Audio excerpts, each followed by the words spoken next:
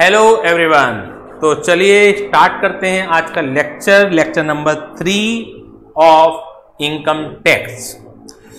सबसे पहले ये बताइए आपका जो रेलेवेंट प्रीवियस ईयर है और रेलेवेंट असेसमेंट ईयर है क्या है। जल्दी से मुझे मैसेज के थ्रू बताइएगा।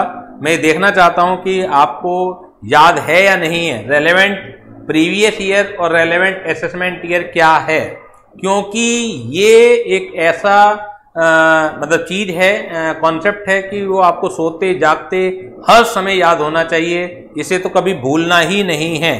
तो विधि का सबसे पहले आंसर आया है previous year 21-22, assessment year 22-23। Very good Vidhi, congratulation. Harsh का 21-22 इज द प्रीवियस ईयर। धीरे धीरे करके सभी बच्चों के आंसर आ चुके हैं कि रेलेवेंट प्रीवियस ईयर 21-22 है और असेसमेंट ईयर आपका 22-23 है। Very good.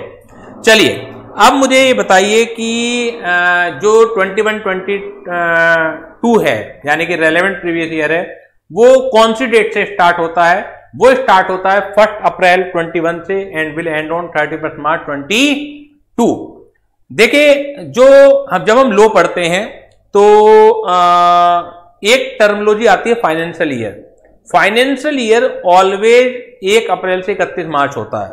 Financial year always 1 अप्रैल से 31 मार्च होता है।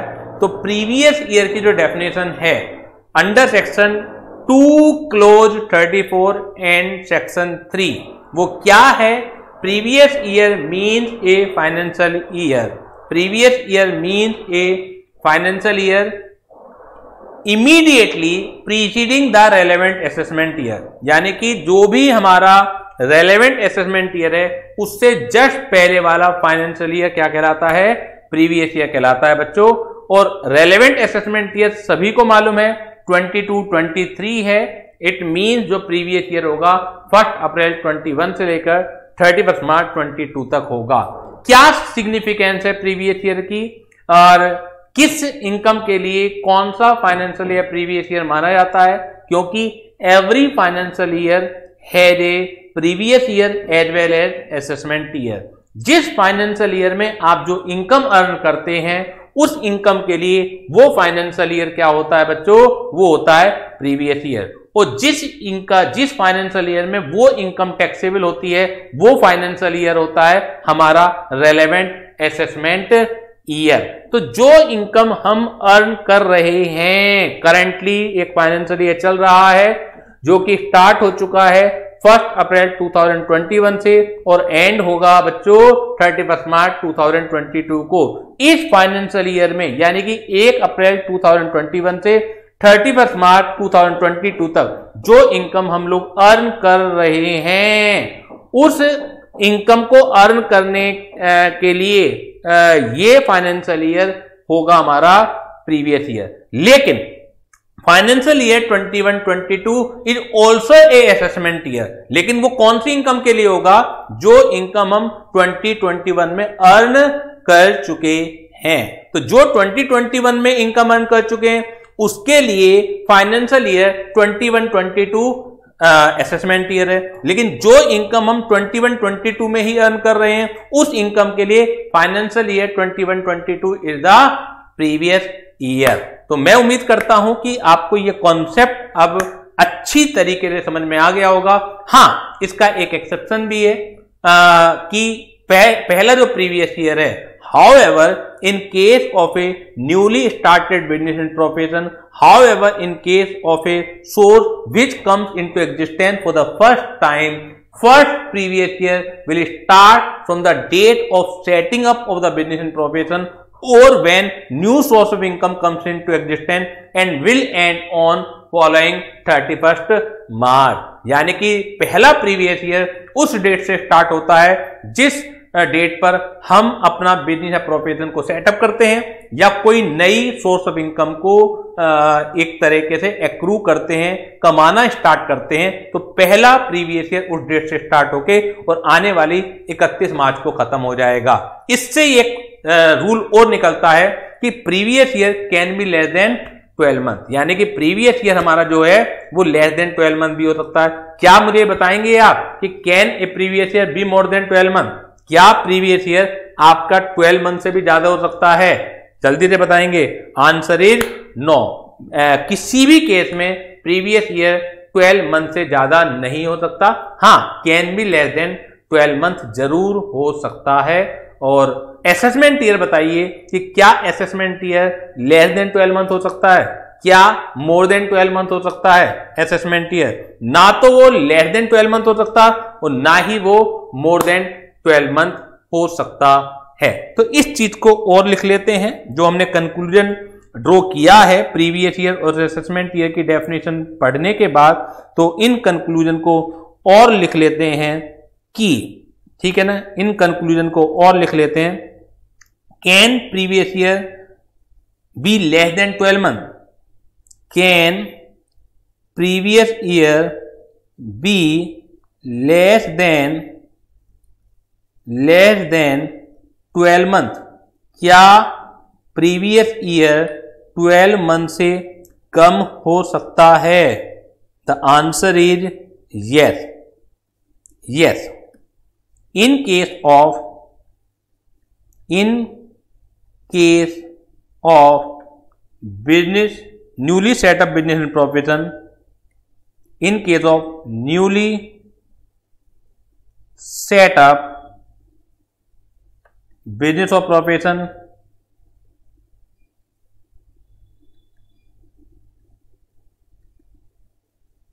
in case of newly set up business or profession, first previous year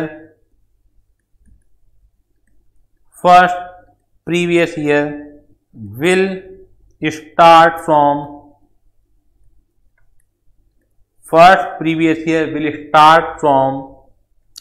the date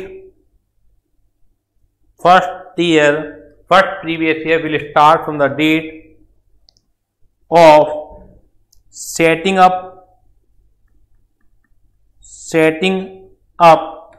of business and will end on coming 31st March. तो यानी कि फर्स्ट प्रीवियस ईयर आपका less than 12 month हो सकता है। अब एक क्वेश्चन और कि can previous year be more than 12 month? Can previous year be more than 12 month? क्या आपका previous year more than 12 month हो सकता है? The answer is no. किसी भी केस में previous year more than 12 month नहीं हो सकता, एक दिन भी ज्यादा नहीं हो सकता है। एक क्वेश्चन और कि क्या assessment year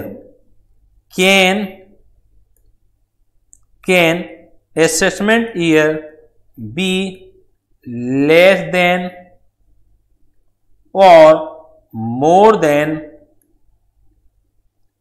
a period of 12 month? क्या किसी भी केस में आपका असेसमेंट ईयर कम या ज्यादा हो सकता है period of 12 month? Answer is no.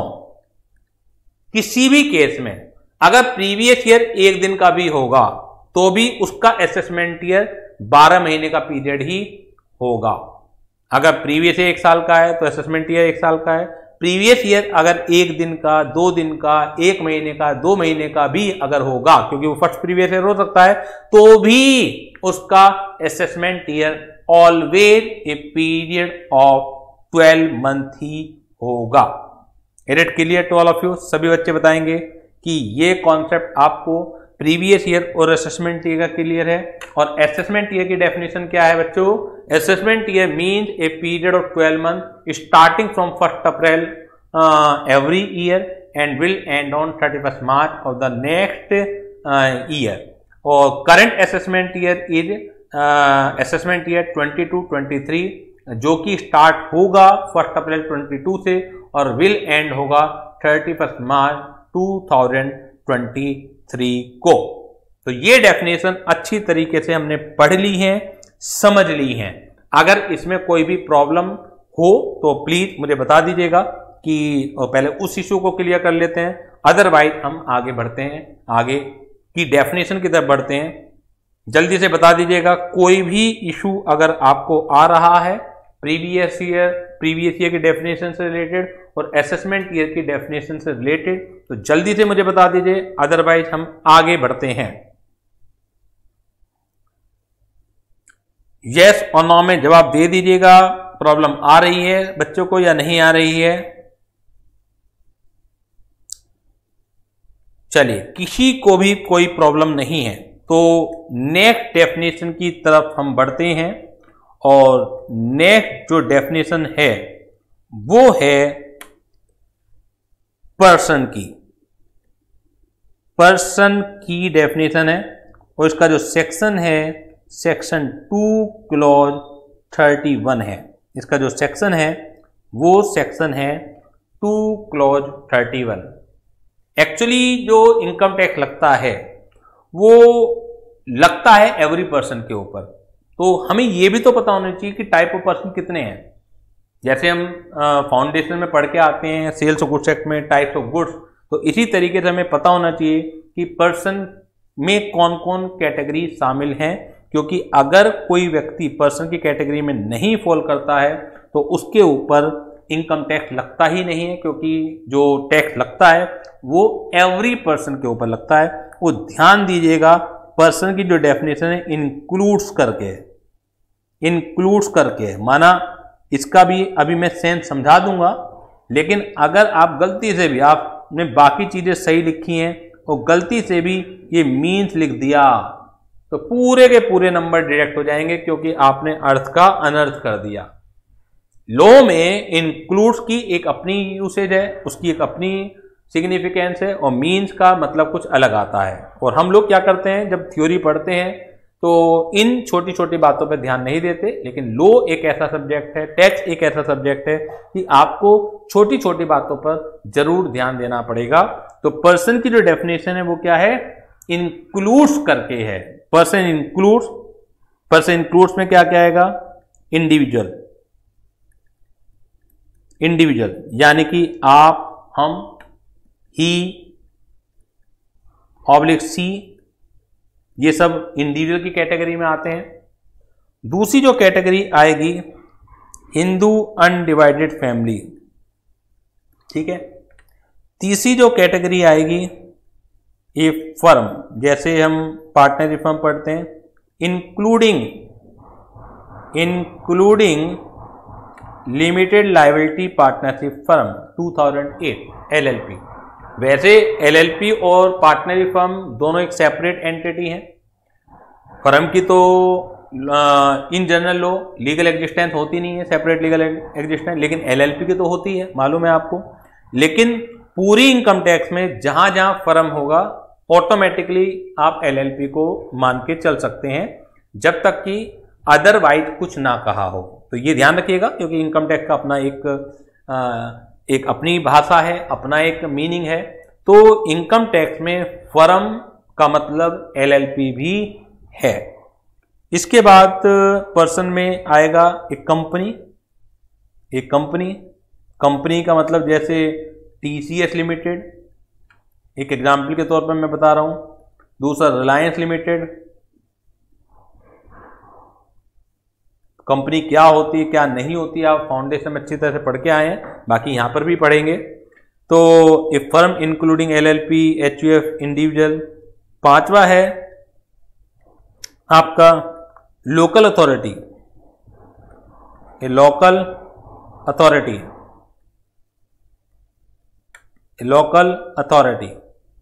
Authority में क्या होता है, नगर निगम। किसी भी शहर का एक नगर निगम होता है जो शहर के विकास को देखता है। हर शहर में आपने देखा हो कैंटोनमेंट बोर्ड भी होता है, गांव में पंचायतें होती हैं, तो इनकी भी एक आय के अपने साधन होते हैं। शहर का विकास करना है तो वहाँ के लोगों को कुछ ना कुछ टैक्स के रूप में भी देना पड़ेगा। हाउस टैक्स होता है, सीवरेज टैक्स होता है, वाटर टैक्स होता है, तो ये टैक्स के माध्यम होते हैं कुछ इन लोगों की इनकम के।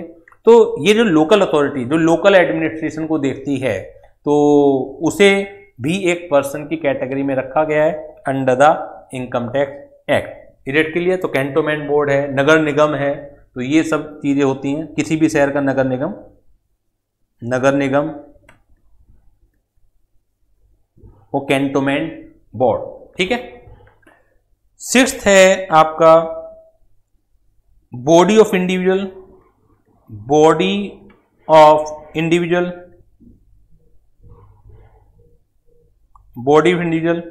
इसे कहते हैं BOI, और association of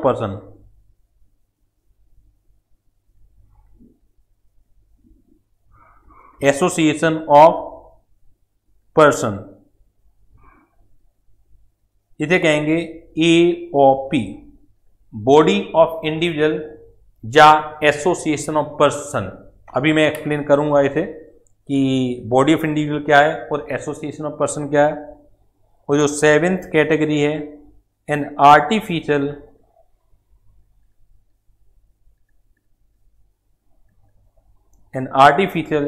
जुरिडिशियल person not falling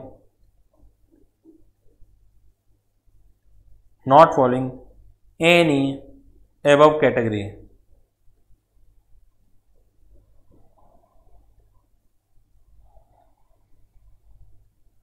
An artificial jurisdictional person not falling any above category। तो ऊपर की 6 कैटेगरी में जो लोग नहीं आए हैं वो आर्टिफिशियल होने चाहिए, जुरिडिशियल यानी कि upon which you can sue directly और इनडायरेक्टली। तो आर्टिफिशियल का मतलब क्या है? सब लोग आर्टिफिशियल हैं other than human being, other than natural person. जैसे हम और आप हैं वो नेचुरल पर्सन होते हैं, तो अदर देन नेचुरल पर्सन। अगर आप देखा जाए तो HUF भी आर्टिफिशियल है, फर्म भी आर्टिफिशियल है, कंपनी भी आर्टिफिशियल है। तो क्या हम 7th कैटेगरी में कंपनी को ले सकते हैं? आंसर इज नो, क्योंकि लिखा हुआ है क्या है? An artificial juridical person not following any above category. जो ऊपर की कैटेगरी में शामिल है वो 7th कैटेगरी में नहीं आएंगे। 7th कैटेगरी में सिर्फ और सिर्फ वो वाले आर्टिफिशियल आएंगे जो ऊपर की कैटेगरी में शामिल नहीं है। तो इतने सोचिए आप, इतने में जुरिडिशियल का मतलब निकालता हूं कि जुरिडिशियल क्या होता है। इतने आप सोचिएगा एग्जाम्पल को कि आर्टिफिशियल में कौन आएगा 7th कैटेगरी में। तो जुरिडिशियल कौन होता है? Upon which you can sue directly और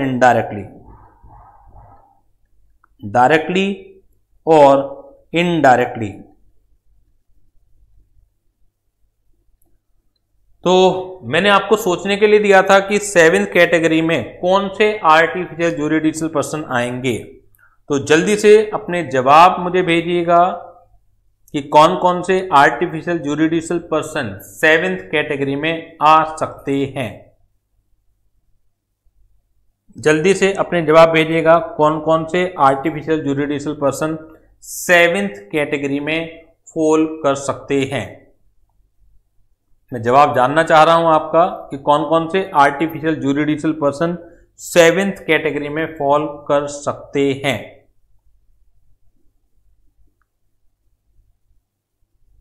अंशिका ने सबसे पहले जवाब दिया यूनिवर्सिटी। बहुत बढ़िया अंशिका, कमाल हो आप। तो इसमें जो यूनिवर्सिटीज हैं वो आ सकती हैं, कॉलेजेज हैं, स्कूल्स हैं, कॉलेजेज हैं। इसके अलावा कौन से आएंगे? चैरिटेबल ट्रस्ट होते हैं, रिलीजियस ट्रस्ट होते हैं, धार्मिक संस्थान होते हैं, टेम्पल्स होते हैं, मंदिर टेम्पल्स हो सकते हैं, गुरुद्वारा हो सकता है, मॉस्क्यू मस्जिद हो सकती है, चर्च हो सकते हैं। मतलब हर संप्रदाय के में जो भी नाम दिया जाता है।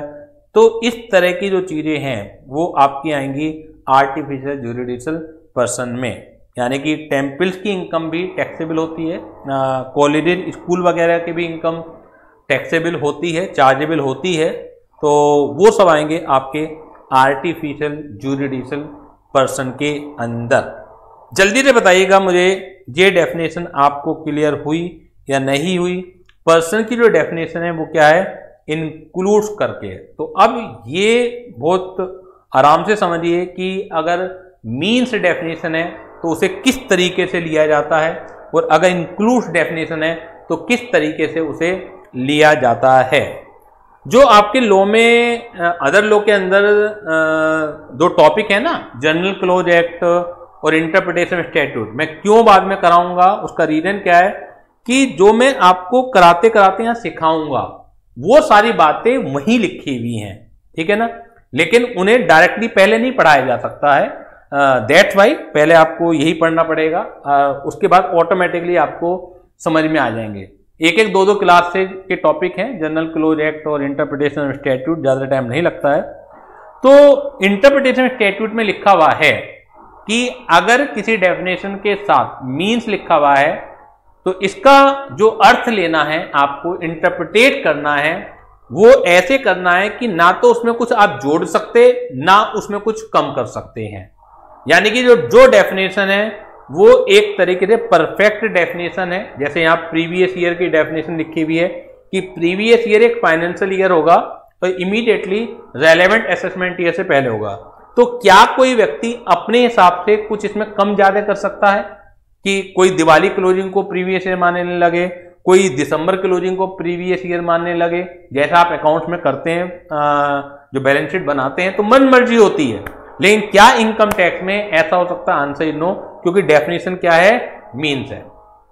लेकिन जिन डेफिनेशन के साथ इंक्लूड्स वर्ड लिखा हुआ है तो इसका मतलब इंटरप्रिटेशन के जो सिद्धांत हैं, जो प्रिंसिपल ऑफ इंटरप्रिटेशन है, वो ये कहते हैं कि ये मात्र एक एग्जाम्पल है, ये मात्र एक एग्जाम्पल है, यानी कि इनके अलावा जो लोग इसके अंदर फॉल नहीं करते हैं, माना हो सकता है कोई इंडिविजुअल ना हो, कोई हो सकता है हिंदू अनडिवाइडेड फैमिली ना हो सकता है कोई फर्म की कैटेगरी में ना आता हो, कोई कंपनी की कैटेगरी में नहीं आता हो, तो वो लोग भी पर्सन माने जा सकते हैं, क्योंकि डेफिनेशन है इंक्लूड्स।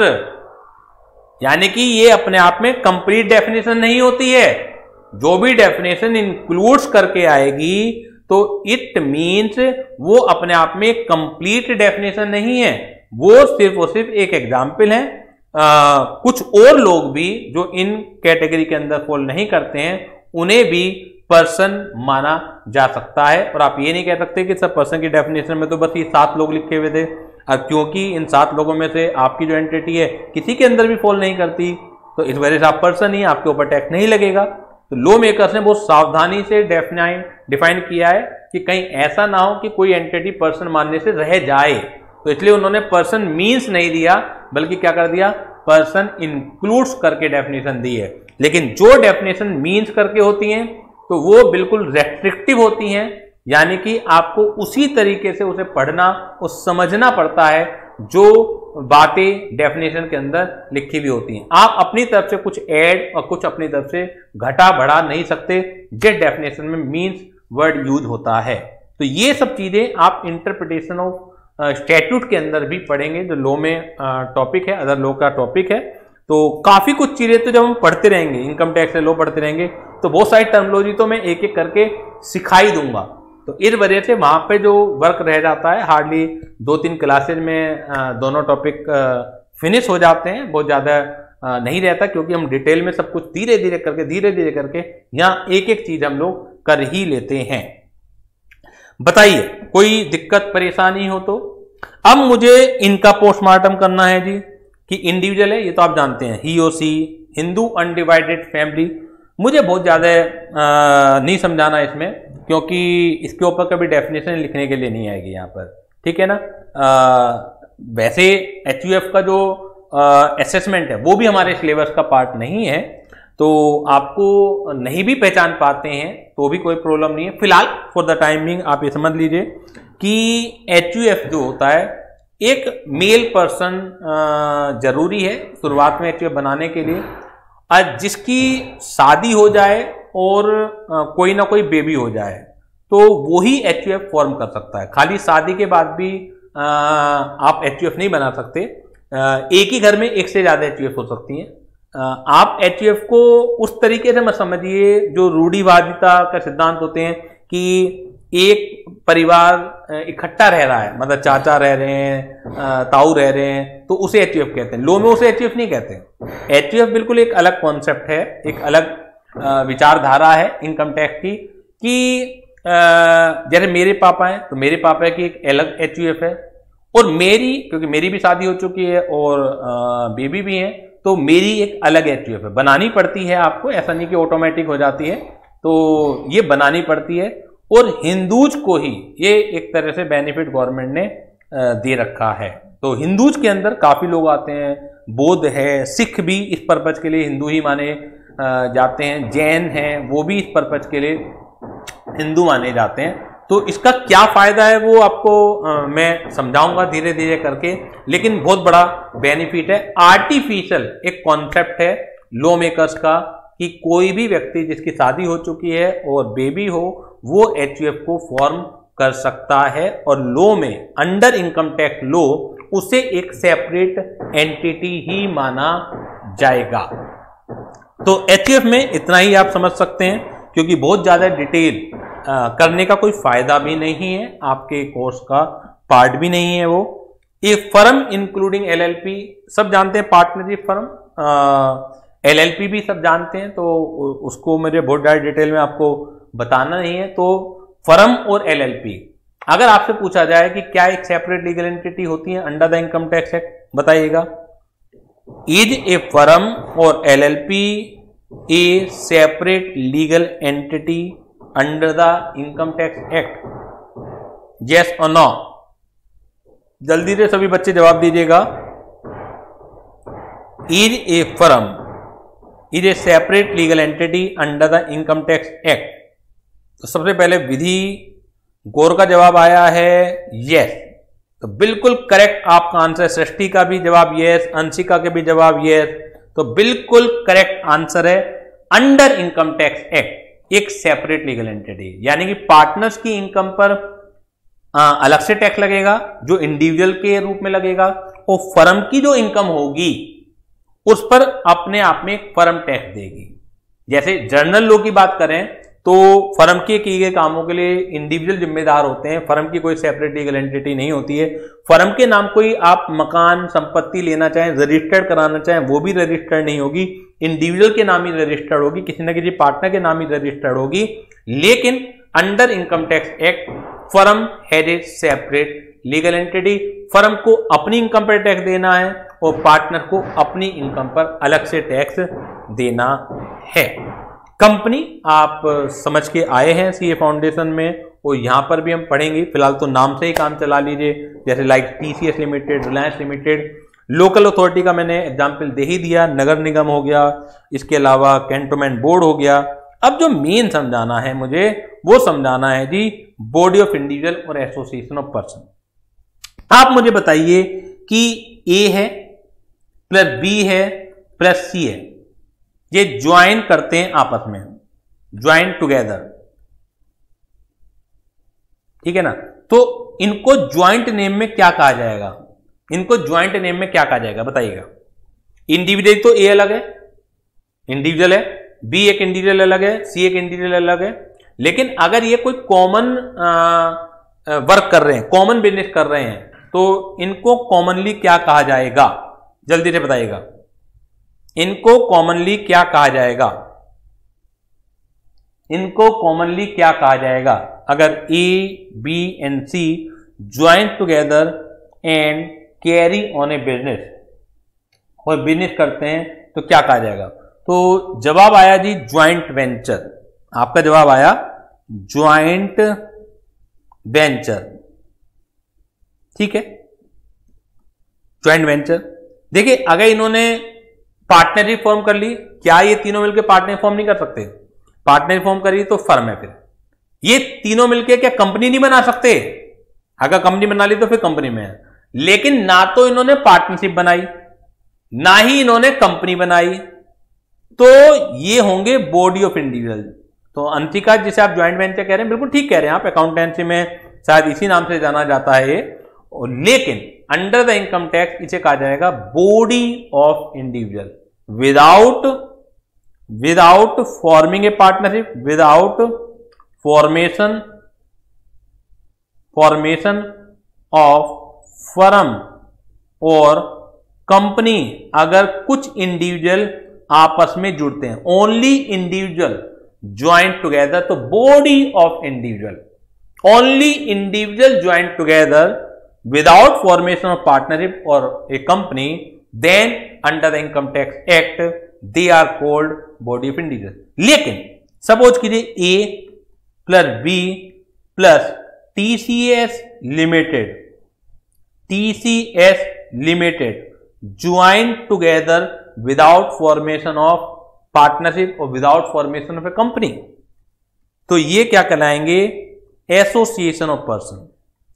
अगर इंडिविजुअल आपस में जुड़ते हैं तो बॉडी ऑफ इंडिविजुअल, लेकिन इंडिविजुअल के अलावा कोई और व्यक्ति और आ जाए, चाहे वो हिंदू अनडिवाइडेड फैमिली हो, आप सोचिए ना, पर्सन हैज ए वाइडर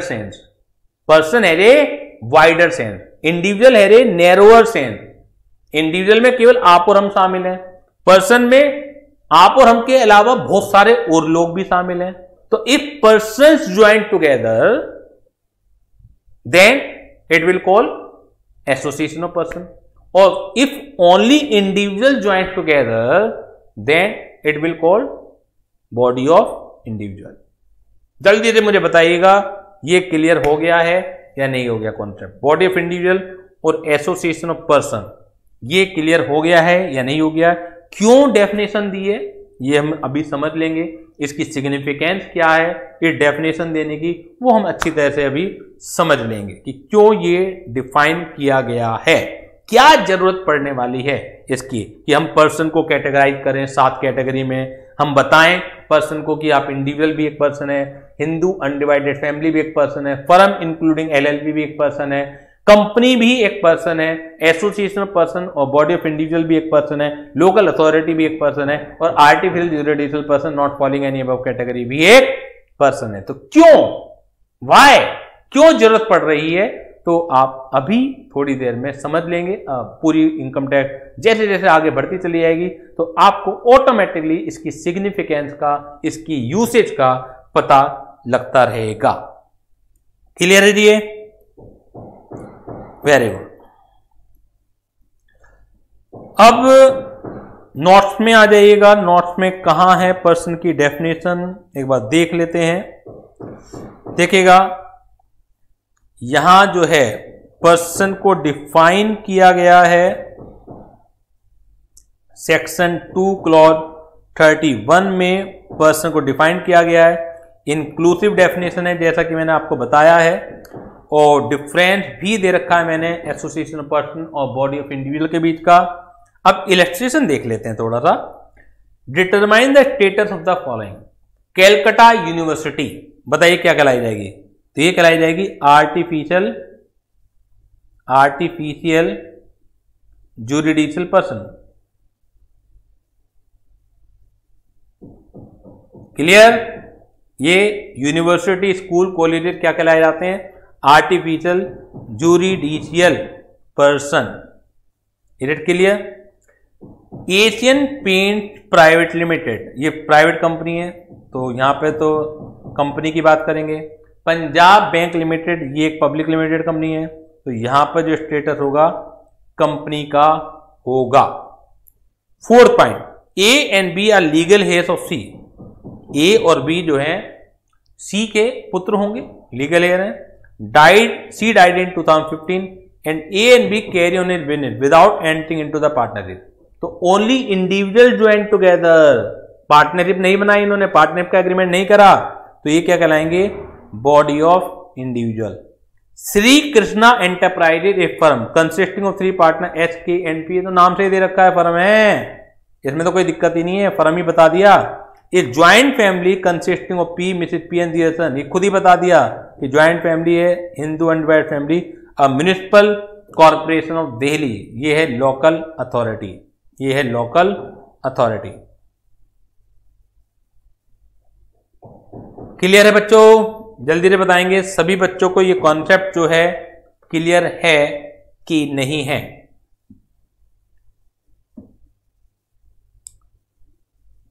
सभी बच्चों को ये कॉन्सेप्ट क्लियर है कि नहीं है? Very good. अब देखिए, अब आ जाते हैं सीधे थोड़ा सा न्यूमेरिकल पार्ट पर। इनकम टैक्स के रेट क्या हैं? इनकम क्या है वो बाद में देखेंगे। पूरी इनकम टैक्स पढ़ते पढ़ते ही हमें इनकम देखनी है। लेकिन सीधे आ जाते हैं, अभी तक हमें ये नहीं पता इनकम क्या है, लेकिन अगर इनकम है तो किस रेट से वो इनकम हमारी टैक्सेबल होगी। सबसे पहले हमें ये देखना है, अगर इनकम है तो किस रेट से वो हमारी इनकम टैक्सेबल होगी। बाकी इनकम क्या है तो वो तो धीरे धीरे करके हम पूरी इनकम टैक्स में देखेंगे ही देखेंगे। देखिए, जो टाइप ऑफ टैक्स हैं, दो तरह के टाइप ऑफ टैक्स हैं। Type of rate of tax, यानी कि जो रेट ऑफ टैक्स के टाइप हैं, type of rate of tax, वो जी दो तरीके के हैं। दो तरीके के हैं।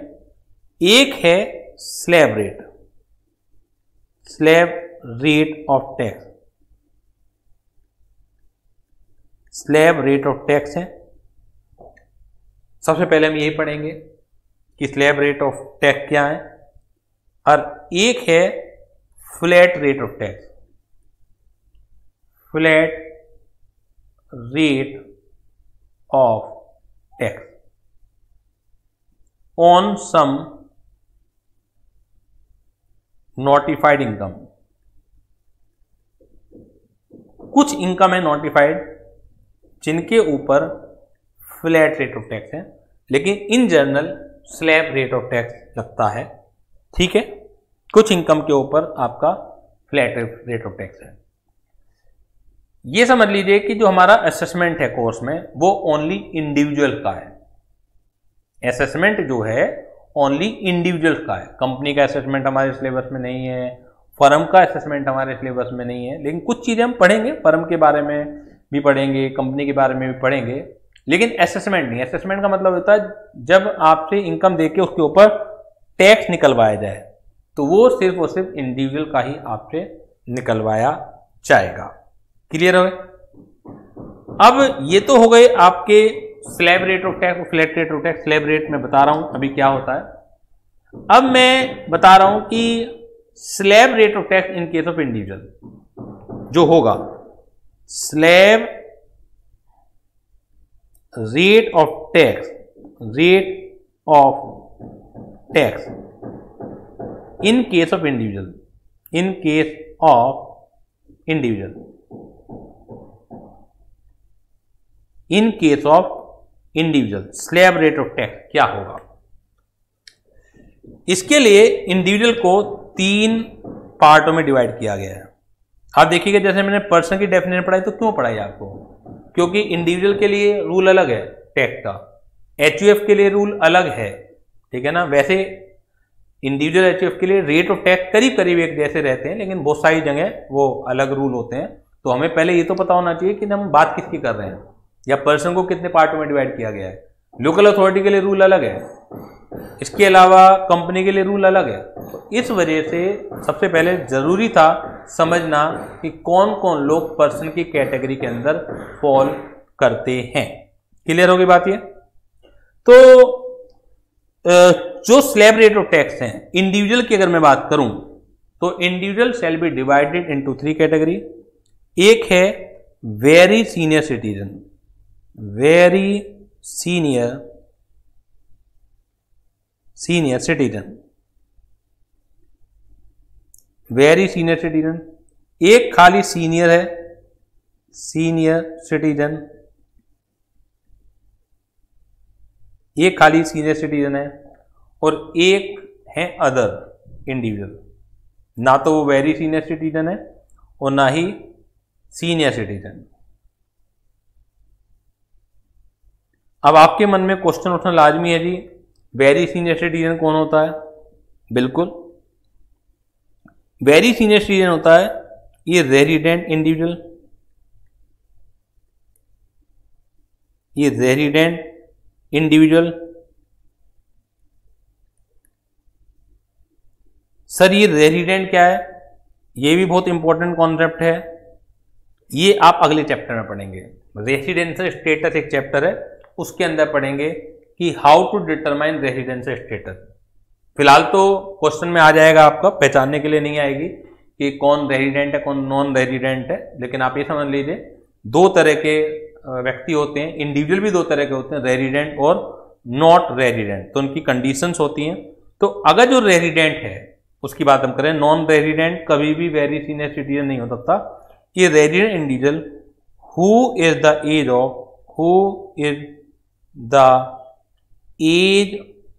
Of 80 years or more, 80 years or more at any time during the previous year. A resident individual who is the age of 80 years or more at any time during the previous year. अगर एक व्यक्ति की as 80 year से ऊपर है लेकिन वो non resident है, तो he is not said to be very senior citizen, तो वो फिर वेरी सीनियर सिटीजन नहीं कहलाया जाएगा। सीनियर सिटीजन कौन है? ये भी रेजिडेंट इंडिविजुअल है, ये रेजिडेंट इंडिविजुअल, ये resident individual who is the age of 60 years or more, 60 years or more at any time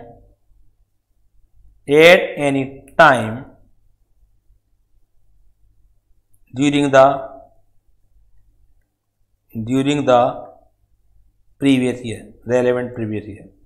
यानी कि एक रेजिडेंट इंडिविजुअल जिसकी एक 60 साल या उससे ज़्यादा हो लेकिन लेस देन 80 ईयर हो, ऑटोमेटिकली बात है, क्योंकि 80 ईयर से ऊपर हो जाएगा तो वो वेरी सीनियर सिटीजन की कैटेगरी में आ जाएगा। तो जिसकी एज 60 ईयर्स और मोर हो at any time during the previous year, तो at any time during the previous year का भी मैं समझाऊंगा क्या मतलब है। अदर इंडिविजुअल में क्या आ जाएंगे? अदर इंडिविजुअल में क्या आ जाएंगे? जो ना तो वेरी सीनियर सिटीजन ना सीनियर सिटीजन, तो अदर इंडिविजुअल में कौन लोग आ जाएंगे? Neither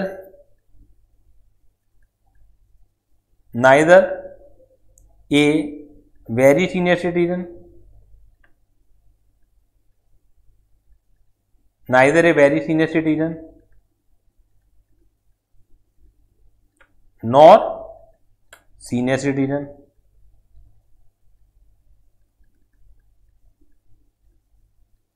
for example all individual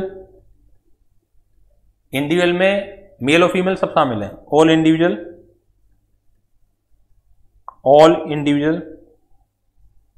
who is the age of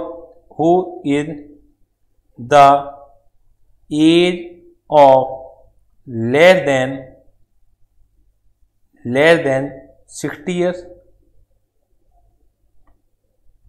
चाहे वो रेजिडेंट हो as well as non resident, resident हो as well as non resident, और ऑल नॉन रेजिडेंट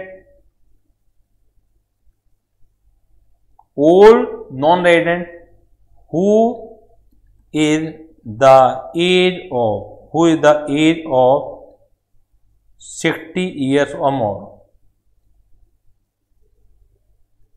यानी कि जिनकी एज 60 साल से ऊपर है लेकिन वो नॉन रेजिडेंट है, तो वो भी अदर इंडिविजुअल की कैटेगरी के अंदर ही फॉल करेंगे, वो भी अदर इंडिविजुअल की कैटेगरी के अंदर ही फॉल करेंगे। Getting this point? सभी बच्चे बताएंगे कि ये सब कॉपी कर लिया है आपने या नहीं किया है।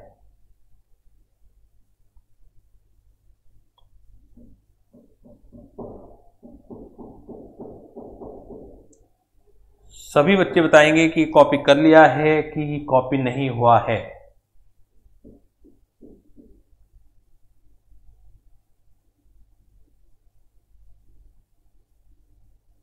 Very good.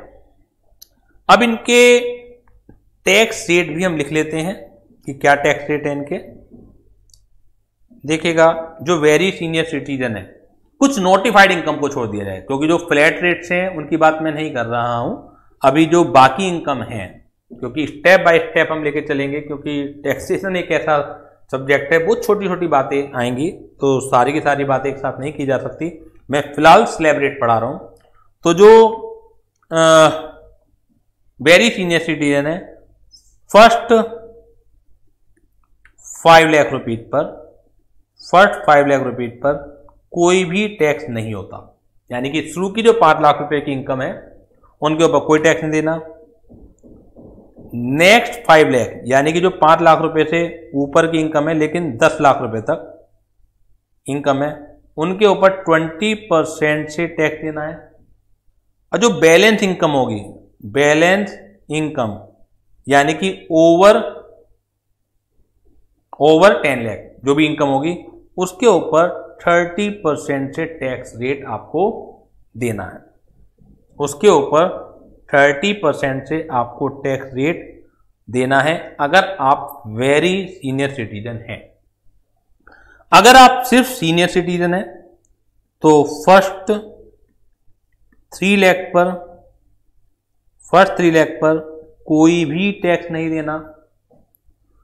जो नेक्स्ट 2 लाख हैं, यानी कि 3 लाख 1 से लेकर 5 लाख तक, उनके ऊपर 5% टैक्स देना है। तो 5 लाख खत्म हो गए।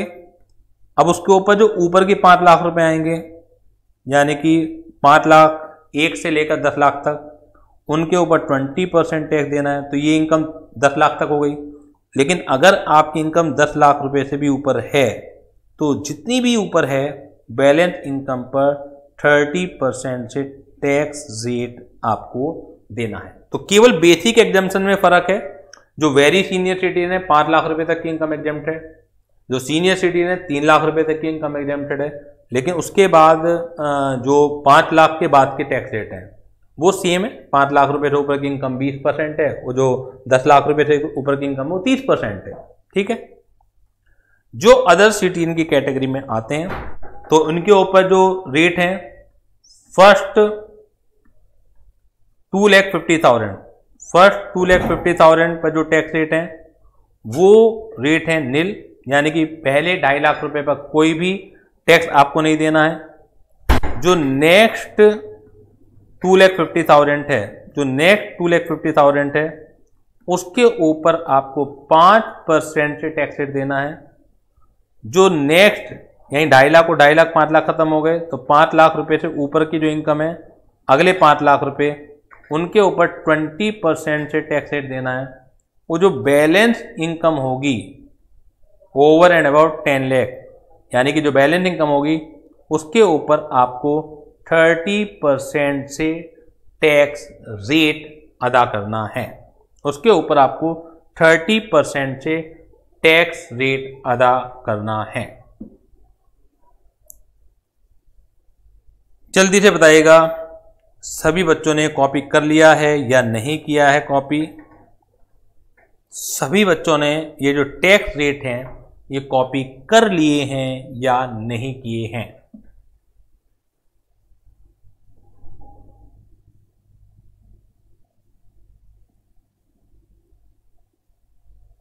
Very good. तो चलिए, आज की क्लास को मैं इसी को यहीं तक रखना चाहता हूं, क्योंकि जिससे धीरे धीरे करके हम आगे बढ़े अभी शुरुआत में। और जितना भी मैं करा रहा हूं डेली की डेली आप याद जरूर कीजिएगा। अगर आप होमवर्क नहीं कर रहे हैं तो बहुत नुकसान में रहेंगे। तो मेरा काम आपको समझाने का है। मैं एक मेंटर की तरह और गाइड की तरह आपको समय समय पर समझाता रहूंगा। तो उतना ही हमें करना है जितना हम रिवाइज कर सकें, ठीक है ना। इस चीज़ का ध्यान रखना है। ऐसा नहीं कि हम अपना बस कोचिंग तो हो रही है लेकिन आप घर पे जाके उसे नहीं पढ़ पा रहे हैं, उसे रिवाइज नहीं कर पा रहे हैं, अगले दिन एडिटेड जैसे ब्लैंक गए थे और अगले दिन भी ऐसे एडिटेड ब्लैंक आ जाते हैं। कोई भी फायदा बच्चों इस चीज़ का नहीं है। आप क्वेश्चन ज़्यादा से ज़्यादा पूछिए, जैसे जैसे धीरे धीरे करके कोर्स बढ़ता चला जाएगा तो वैसे वैसे आपके क्वेश्चन ज़्यादा से ज़्यादा आने स्टार्ट हो जाएंगे। तो चलिए इसी के साथ आज की क्लास हम लोग यहीं तक रखते हैं। Thank you very much.